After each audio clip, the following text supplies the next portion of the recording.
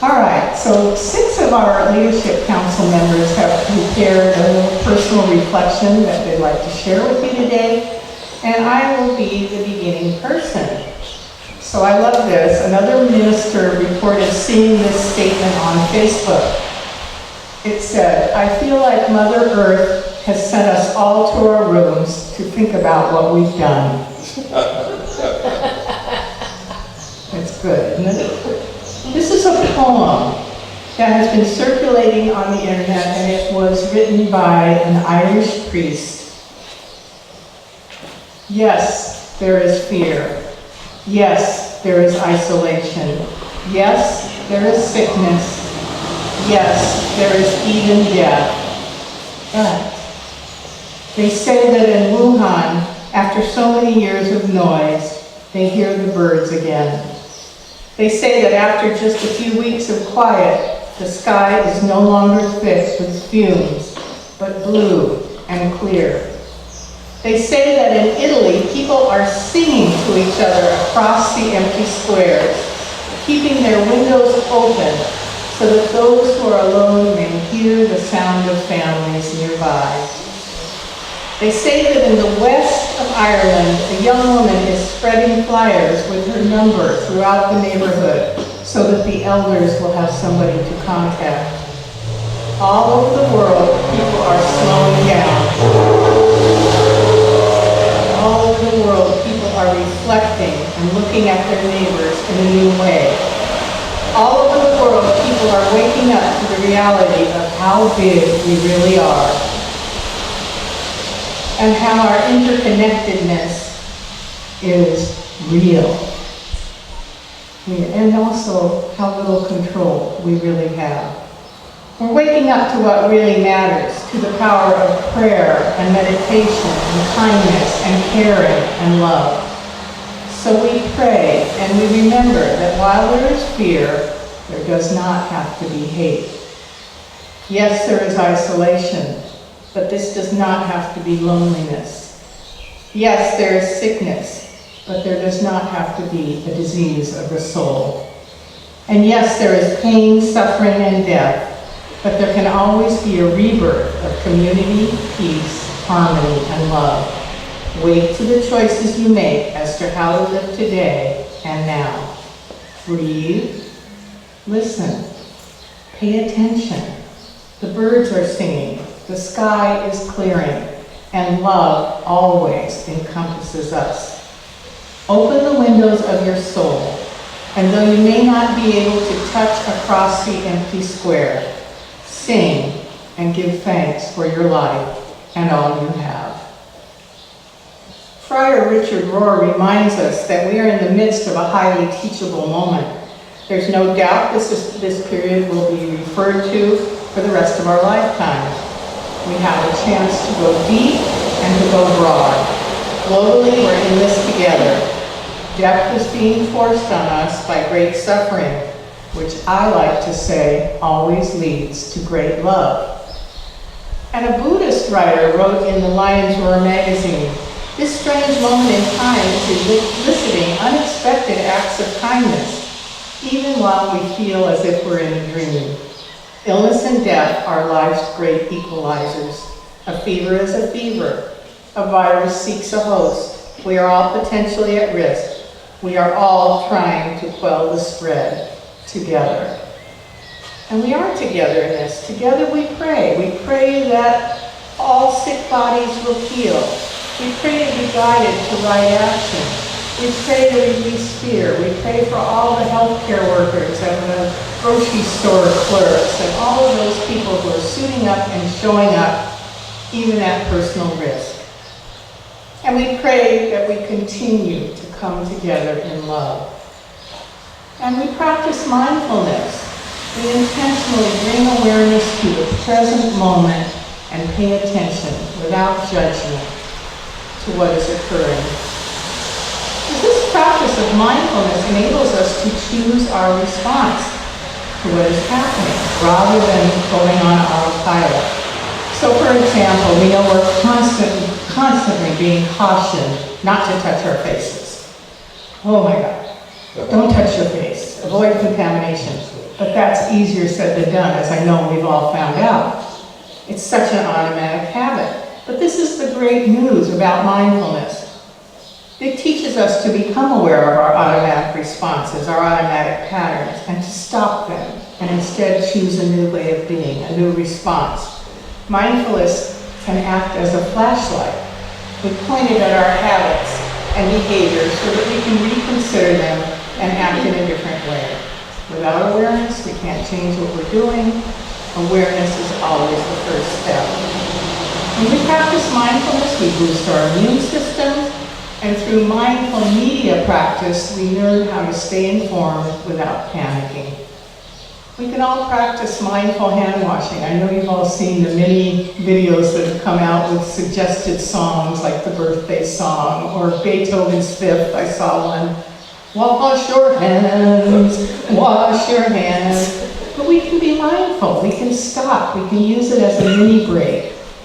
We can enjoy and be aware of the warm water. Be grateful that we have warm water, that we still have soap. We can breathe in the sense of the soap. This serves as a mindful, as I said, mini break. And it resets our nervous system and calms our stress. And Thich Nhat Hanh reminds us that we can rest, and he stresses that rest is so important. He said our physical body needs rest to restore itself, and our consciousness is no different. He advises, allow yourself to be like a pebble in the river at rest. The pebble is resting at the bottom of the river, and the pebble does not have to do anything. He asks, suppose someone is holding a pebble and throws it up in the air, and the pebble begins to fall down into the river. After the pebble touches the surface of the water, it allows itself to sink slowly into the river, and it reaches the bed of the river without any effort. Once the pebble is at the bottom of the river, it continues to rest. It allows the water to pass by. I think the pebble reaches the bed of the river by the shortest path because it allows itself to fall without making any effort.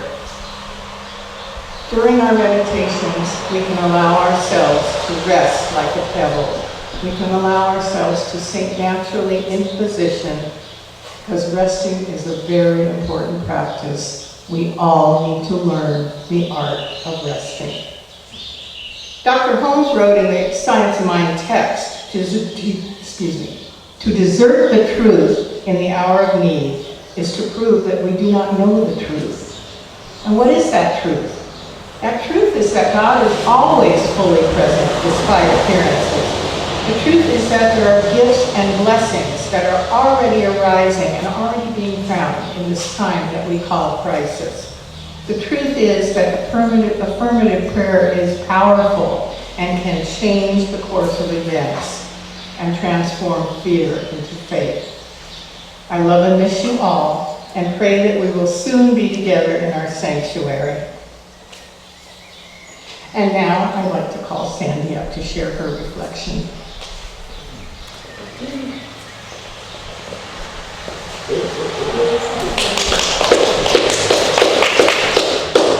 That was so beautiful, Kathy. Sitting there listening to you and your words, I was looking around and I just was all of a sudden filled with this love and gratitude for everyone that's here, for these wonderful media men that are working so hard to make this happen, for those of you who showed up, for my fellow board members and friends, and for all you folks out there. Thank you for, I feel all of us together, so this is really wonderful. So some of the things that I've been doing that have helped me through this time, I'm really trying to strengthen my immune system. And one thing that I love doing is Qigong. And so I found there's the one person I follow in Poland, he put out for free an emergency immune system strengthening. Like there are 4 different routines you can do. So I've been doing that and taking, immune strengtheners and reishi mushrooms and quercetin and vitamin C, and that just makes me feel better. I mean, I think whatever we can do to support our physical body and our spiritual body is going to help. That helps me to get through. If you're interested in that free Qigong routine, I can email it to you. So you can just go to opulentbeings@gmail.com. I know the directory too, and I'll send that to you. So. What I wanted also to read is something from Abraham Hicks. Abraham is kind of like a soul group that's channeled by a woman named Esther Hicks. And I really love her and what Abraham has to say. So this is something I think was back in 2010, but it's kind of relevant today that I'd like to read. So Abraham says, "Your sophisticated physical body exists because of the intelligence of your cells. And the intelligence of your cells exists because of their connection to source energy.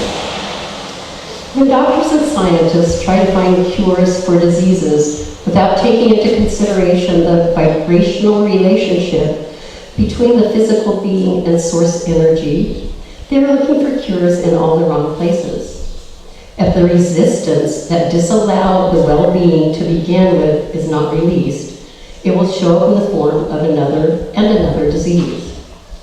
Your cells, because of their connection to the intelligence of source energy, know exactly what to do in order to become the incredible variety of functioning cells in your magnificent physical body.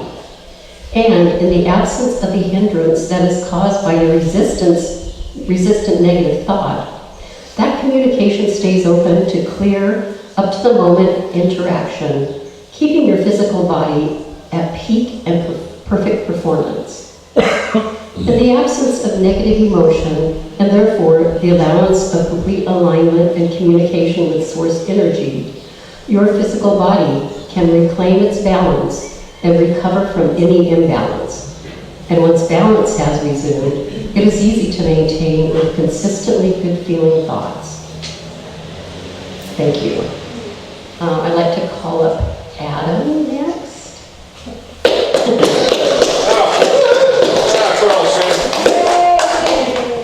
There's no one here. You're not hearing applause.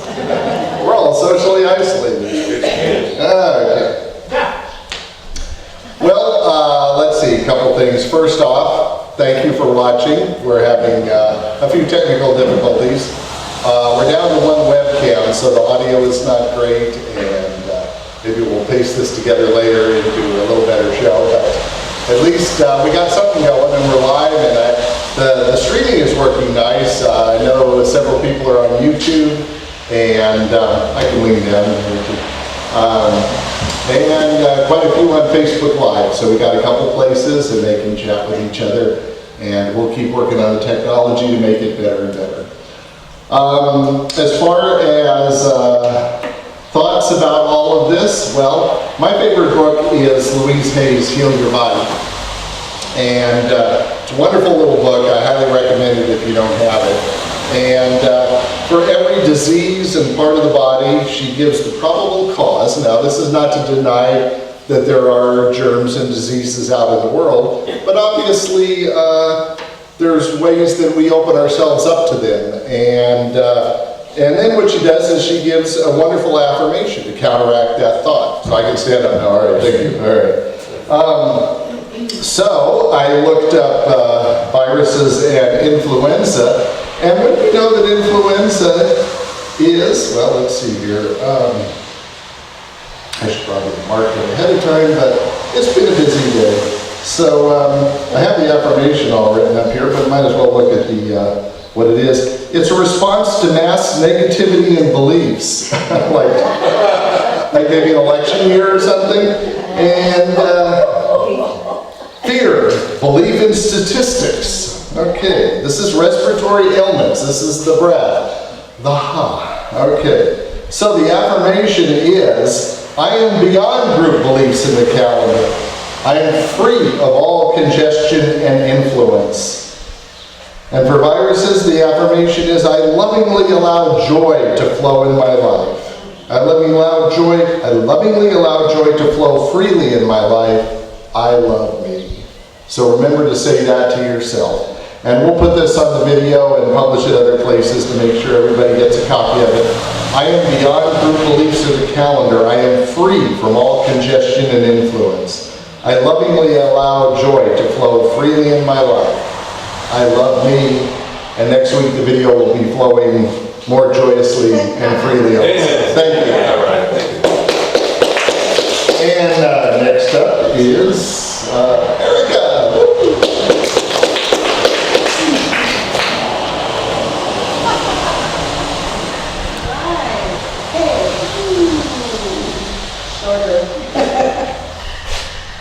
Aloha. Aloha. All right, so I'm gonna open this up here. I have my stuff with me here. So, one of the things that I learned in the science of mind, and we all know this, but I would then think about it a lot lately, is the idea that regardless of appearances, good is, and that everything is an opening to a greater good. That whatever the current situation is, it's an opening to something better. Because it's always an opening to something better. Whether or not we see it in our moment or in our day, or if we have to look back and go, oh, I see why that happened, but it's always an opening for greater good. So I've been sitting with that, and it does help. And I have a couple of things here. First I'm going to read, this actually posted on my blog, because it comes from all the things. So this was a couple of days ago. So it occurred to me this evening that along with the healing that is happening on planet Earth, with so many humans taking a virus-imposed time out, that there is another potential gift from all of this. Backstory is that I had a powerful experience recently. Since the end of December, due to some health challenges and surgeries that kept me at home, off work, and essentially self-isolating as a result, I found myself outside of the quote-unquote rat race. And fully experienced for the first time in years that even if that race was for a good cause, it was still not my race to run. Getting a rest from it all reset my energy entirely. The experience changed me on a fundamental level, and through that it became very clear to me what I needed to do, meaning leave the job I've been saying I'd leave the last 2 years, and go back and give energy to what I truly love. The experience also gave me enough of my own energy back to be able to finally act on that information and give notice, even though it included doing it in the continued face of uncertainty. Having said all that, it occurred to me that there is a possibility that many, of the people who are having to stay home for an extended period of time may also be gifted with distance from some particular way of existing. Perhaps be redirected to art and music and games and writing and reading and spirituality, or whatever else might truly call them. In so doing, it's possible an entire section of the population could choose differently when the time comes to leave their homes and re-enter the outside world. That choice could change the face of society in a positive way. It could be a good thing. And along with that, what I've been doing is art. I've been doing a lot of art at home because I can, because I'm home. I'm going to share with you something and then show you a little picture and invite you to do it if you like. So, there's something called, I don't know, forgive me if I'm saying this wrong, those of you who know how to say this, the amabi, which is a Japanese yokai or spirit. So reportedly in 1846, a glow appeared out in the ocean for several nights. A town official went down to the ocean and encountered a creature who had a beak, long hair, scales, and 3 legs. Yokai prophesied 6 years of good harvest and said that if an epidemic broke out, to show the amabi's picture to people and they'd recover. So it's good luck to look at an image of the amabi when there's an epidemic about. Having said that, you can hashtag amabi or the Japanese of it, which I happen to have on my Facebook page, those are our friends. And you can see tons and tons of these pictures. They're lovely. And they just make me happy. So I'm going to show you mine, which is actually now my Facebook profile. And I'm just gonna do this, as you can, I don't know if you can see it or not. And we can always put a link up or a picture up later. But anyway, so she's got a beak, 3 legs, long hair, and some scales. My version of it all. And I love her. She makes me really happy. And it didn't have to be perfect, which is a good thing about art. So be where you are, it's okay. And if you want to draw one of these, you can post it up for the world to see, or just look at it yourself. Thanks.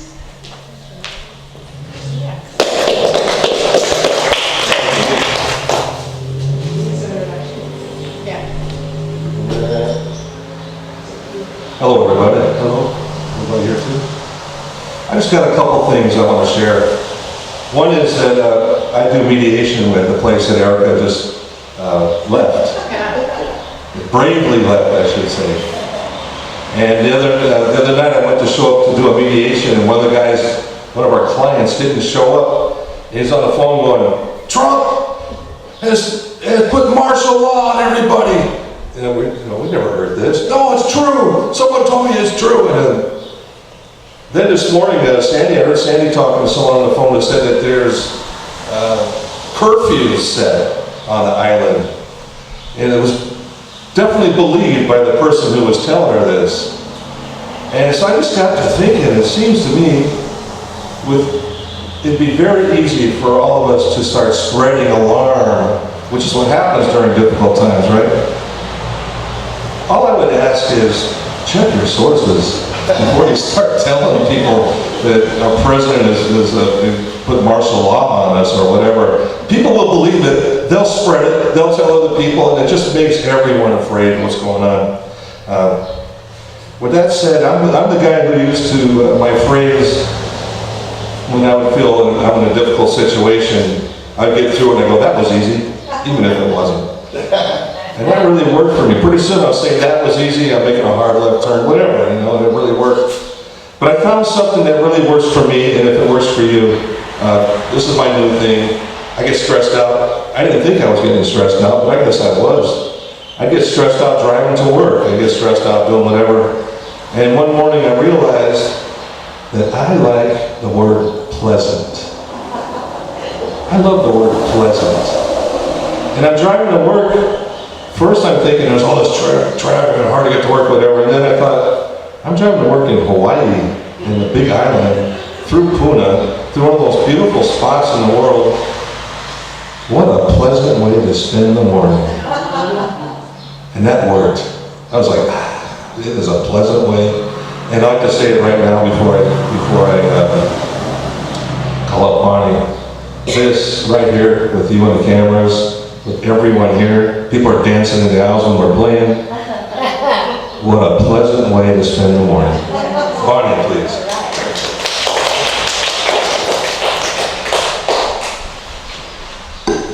You can tell we've really mixed it up because there's the short people and then there's the really tall people.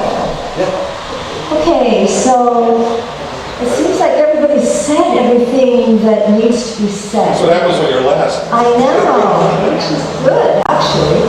So what I want to say is that what I am reminded of throughout all of this is that I'm all the time treating, praying, affirming, knowing that I have lots of downtime, that I have quiet time, that I have time to read or maybe watch a television show or even binge watch a television show. You know, just time where I can just call people on the phone and talk to them. And now all of a sudden I have it.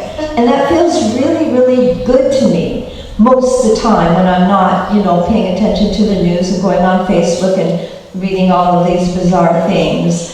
But when I recognize the idea that I have created this on some level, this ability that I have to just, pay attention to myself, pay attention to how I'm feeling, pay attention to how I'm eating, how I'm sleeping, all the good things like that. It reminds me of being, somebody else said mindful, I love that word, that's a great word. And also I feel like it's like we are rebooting. It's almost like our systems just got overloaded. We had so much chaos going on. There's just been so much in the world, and we've been paying attention to it, and we've been feeling ourselves getting angry and frustrated and upset. And now this time, we can reboot. But we don't really know for sure what's going to happen from day to day or hour to hour. And things have been changing really quickly. And that's something that I really need to work on for myself, because I don't like it when things are different. I want things to be the same as they were yesterday. I want to be able to count on things. But I recognize this is just an opportunity for all of us to really take care of ourselves, love ourselves, remember that our bodies, our physicalness is important too, and to hone in on that and be more mindful, practice self-love, self-care, and take it easy. All right. So that's it for me. But now we're going to have Ernie's All-Stars. Oh, right, Ernie. Oh, wait. Something else? Yeah. All stars. Ernie's All-Stars. That's you and Erica. Okay, so Erica, come on down. Our esteemed panel today is Reverend Kathy, Bonnie, and Erica. Find my question. So, somebody keep track of time, because we also have one more number by the Allscrown. So, pick a question, any question. Erica, you need to come over here. What other doctrines or spiritual religious beliefs, traditions did Ernest Holmes study? Where did he draw his beliefs from? Do you want to take this on, or you want me to do it? I'll do this one. Okay, so Ernest Holmes he was self-taught, but he was a wide reader. So his first teacher was Emerson, Ralph Waldo Emerson, because he found a book and started reading it and said it was like drinking water to him. And he was also influenced by Judge Thomas Troward, who was a metaphysical writer. And he was also studying the Bhagavad Gita. He studied all of the Oriental scriptures as well. And one of the names they gave Dr. Holmes was the Great Synthesizer, because he could pull all these ideas and glean all the basic ideas from all the different religions, whether it was Buddhism or Hinduism or Sikhism or Christianity, Judaism. He studied all of them, pulled out the commonalities, and turned it into a teaching. So he was very well studied, and our beliefs and traditions come from all beliefs and traditions. And that, personally, for me, is one of the reasons I love this teaching. So that's that. Good answer. Okay. Good answer. How can we, as CSL members, draw on our practices to deal with grief and loss? I think this has been well covered today, but I'm going to ask these ladies if they have something they want to say. Can we speak from here? Yeah. Oh, excellent. Can you, do I, okay, great. You know what we're doing. Okay, so, grief and loss, part of it is to just allow yourself to be, this is how I feel like it, I guess. Allow yourself to be where you are, to be, to feel, to know how you're feeling. You're not, okay, I'm hearing somebody wants me to move that, and I didn't say it to me directly, but I saw that, and okay. Is it moving by itself? Okay, hi. I'm talking about the microphone. Anyway, I hope. Anyway, so in any case, oh, there it goes, yeah. In any case, so basically, just to be aware of being, okay. We're getting sanitized. There will be a pause. All right. Nicely done. Thank you, Anna. Nicely done. That's the plan, at least. Yeah, okay. See how this goes out. That was lovely. Good job. Oh my goodness. Okay, so to be where you are, to feel what you're feeling, to not, you can deny that it's overwhelming you, but not to deny that you have emotions. I think that's really important. And to realize those things, that just understand grief and understand that it can be like a wave. And in this practice, I do treatment, I do prayer, I do meditation, and I allow myself to really rest and lean back into the Spirit and understand that even if I don't have the information about why things are happening or why they happened or why this person passed, to know that I'm not really separate from them, even if I can't see them, that I know that in spirit we're all one. Therefore, my body might feel the loss, but as spirit, we're still all connected. And that is this teaching of this. So that's what I would do. Excellent, thank you, Erica.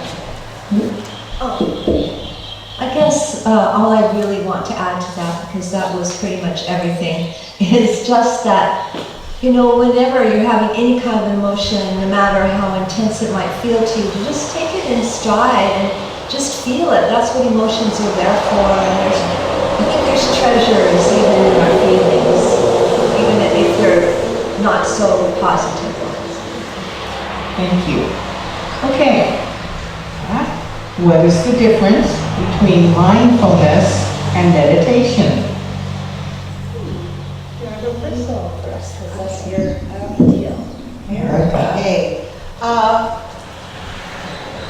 In some kinds of meditation, there is no difference because there are mindfulness meditations. So it just really depends. There's a lot of different kinds of meditations, and some of them actually do really practice mindfulness as part of them. But not all of them do. Some meditations are set up to let go of all that's around you and sort of float in this potential bliss of the all. And it just depends on your focus and your perspective. So if you like mindfulness and that gives you that sense of connection and you can be mindful walking around, you can be mindful doing your dishes. Some people don't like to meditate sitting down and closing their eyes, and they have a really hard time doing that. And so they think they can't meditate. I don't think that that's necessarily true. It just means that there's some kinds of meditation that you don't like or that doesn't work for you. It does not mean that you can't meditate. It just means you need to find a way to meditate, to connect in somehow that does work for you. Some people are very active. They want to do walking meditations. And so mindfulness is just one in a broad spectrum of meditation techniques. And a Venn diagram where they would be connected, but they wouldn't be the same on both sides. That's what I have to say. Excellent answer. Anything you want to add? No, I like Okay. Okay. What is a metta blessing? M-E-T-T-A blessing. I can take this one. Yeah, Yes, please do. Okay. A metta blessing actually comes from the Buddhist tradition, and it's a blessing that starts with ourselves and then radiates outwards to others.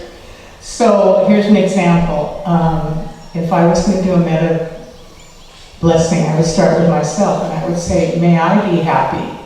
May I be free from suffering. May I be well and healthy. May I be loved. And then I would go to somebody that I love and I would say, may Bonnie be free from suffering. May Bonnie be well. May Bonnie be at peace. Whatever statements you choose. So we go from ourselves to one person that we love.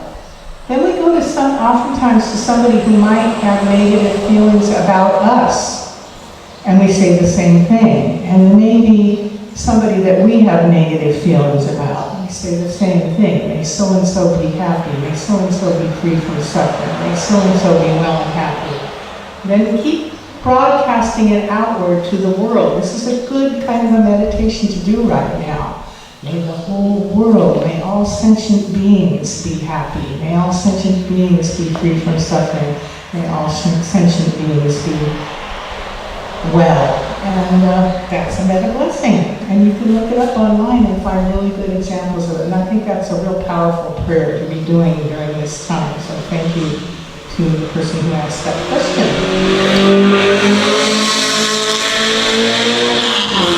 Okay, yeah, we need to metta bless that guy who just zoomed by. Okay, here's a review one. What are the 5 steps of treatment and where did they originate? Was it Ernest Holmes? Well, kind of, sort of, but you don't want to do the 5 steps? You go ahead and do the 5 steps.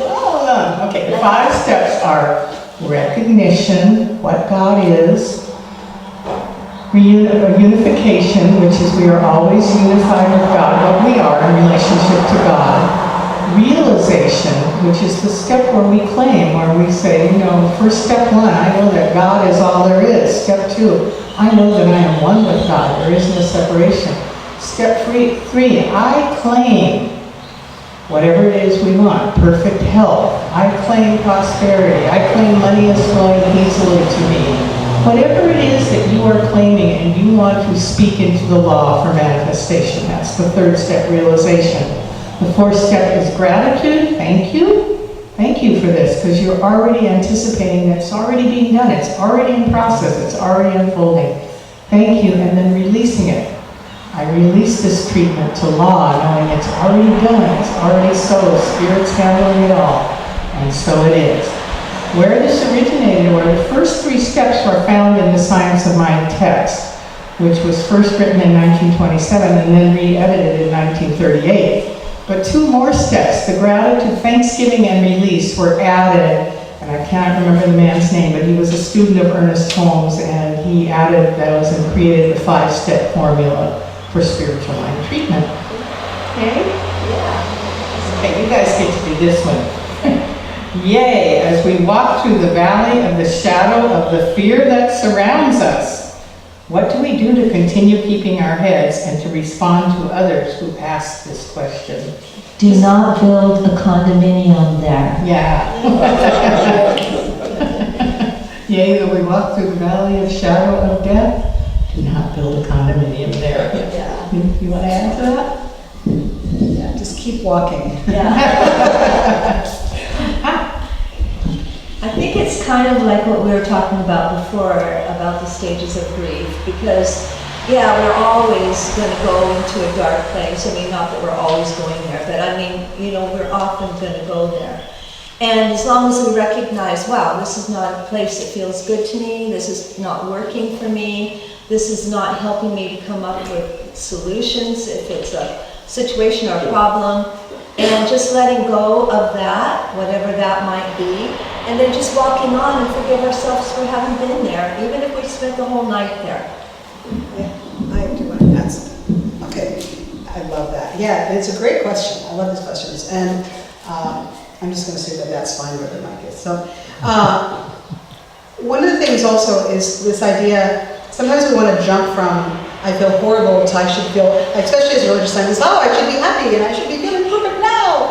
And maybe we can do that. But the idea that things can change gradually, like organically, so that it's possible to start from a place of feeling like you're in the shadow of death, and then you just get a little less negative. I mean, you feel a little less like, okay, well, yes, but so do other people, so I'm not alone. And so that's just a little bit. And then from there you go, and, okay, I'm just going to take it for today, because I don't know what tomorrow's going to bring. And so I'm just going to be in this today no matter how I am. And that's a little less, that's like sort of kind of relaxing that a little bit. And from there, you can move into that place of, and I don't know what tomorrow will be. It could be actually better. It's possible. I mean, maybe not, but it could be. And so now you're sort of moving into that sort of other side of the spectrum. And from there you can say, and I have made it through a lot of different things. We've made it through an eruption over here on the island, and we're still walking, and many of us lost a lot of things, and we're still here. So that's like, okay, and then it can be into that, and I know that whatever happens, I will be led through it, whatever it is, even if it's through my next transition to whatever is after this life. And so this is a way that we can sort of move ourselves gradually from a really place of darkness to a place of more light. So I just wanted to add that. Appreciate that. Steps are good. Small steps.